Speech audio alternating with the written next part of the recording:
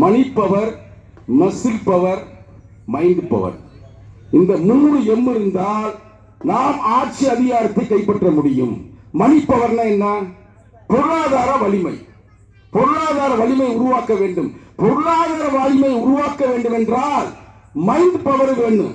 Mind power என்ன? உன் படிப்பு, உன் அறிவு, நீ சொத்தை சேர்க்க வேண்டும் என்றால், பொருளாதாரத்தை வலிமையாக வேண்டும் என்றால் என்ன ஆகணும்? உன் மைண்ட் பவர் கிளியராக இருக்க வேண்டும். மைண்ட் பவர் கிளியராக இருக்க வேண்டும் என்றால் மஸ்கில் பவர் வேண்டும். ஆள் பலம் வேணும், இல்லன்னா உன் உடல் பலம் வேணும். அதுக்கு தேவை நமது பொறுப்பாளர்கள் கபடி போட்டி நடத்துறாங்க. அம்பேத்கருடைய 3 எம்ல அந்த வேலை நடக்குது. அது கபடி போட்டி மட்டுமல்ல, தமிழர்கள் இந்தியாவை ஆண்டவர்கள் உலகத்திற்கே வழிகாட்டி என்று புரட்சியர் அம்பேத்கரே சொல்றார்.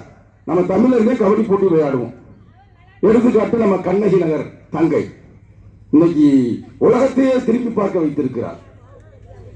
அப்ப கபடி போட்டு மட்டுமல்ல, மஞ்சரட்டு தமிழன் தான் பண்ணுவேன். பார்த்திருக்கிறீங்களா?